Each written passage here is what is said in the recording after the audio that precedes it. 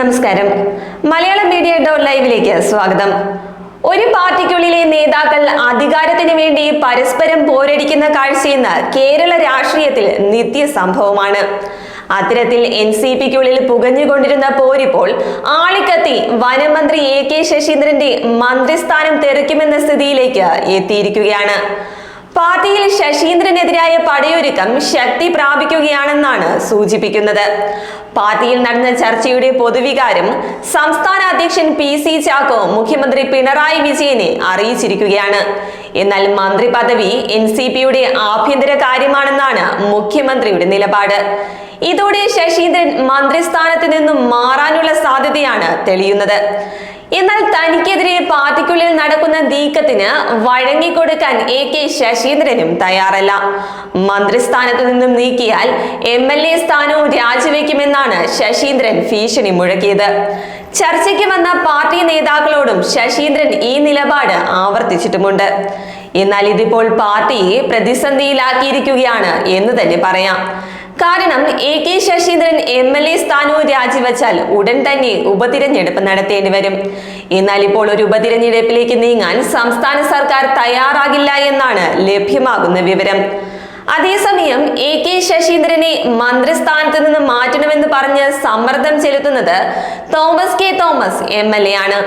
പകരം തന്നെ മന്ത്രിയാക്കണമെന്നാണ് അദ്ദേഹത്തിന്റെ ആവശ്യം. ഒന്നാം LDF സർക്കാരിന്റെ കാലത്ത് ശശീന്ദ്രനായിരുന്നു മന്ത്രി. രണ്ടാം LDF സർക്കാർ അധികാരത്തിലേറിയപ്പോഴും AK ശശീന്ദ്രന് തന്നെയായിരുന്നു NCPയിൽ നിന്ന് മന്ത്രിസ്ഥാനത്തേക്ക് നറുക്ക് വീണത്. എന്നാൽ അന്നു മുതൽ കുട്ടനാട് MLA ആയ തോമസ് K തോമസ് മന്ത്രിസ്ഥാനത്തിന് വേണ്ടി പിടിവലി നടത്തുന്നുണ്ട്. 2.5 വർഷം കഴിഞ്ഞ് മാറണമെന്ന ഉപാധിയും തോമസ് K തോമസ് മുന്നിൽ വച്ചിരുന്നു.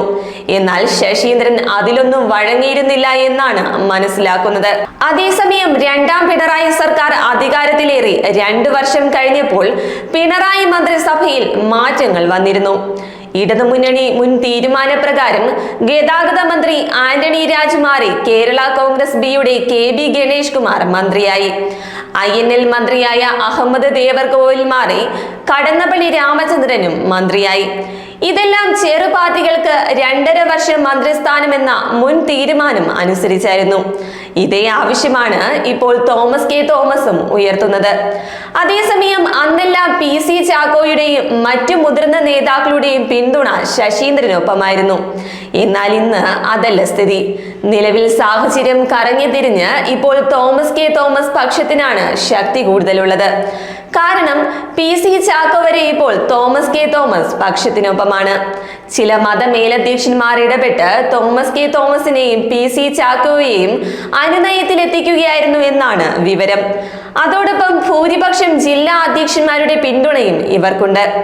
എന്തായാലും തോമസ് K തോമസും PC ചാക്കോയും നാളെ ശരത് പവാറിനെ കാണാനായി മുംബൈയിലേക്ക് പോവുകയാണ്. അതിനാൽ തന്നെ ശരത് പവാർ ഈ വിഷയത്തിൽ എന്ത് നിലപാടായും സ്വീകരിക്കുക എന്നതാണ് ഇപ്പോൾ എല്ലാവരും ഉറ്റുനോക്കുന്നതും.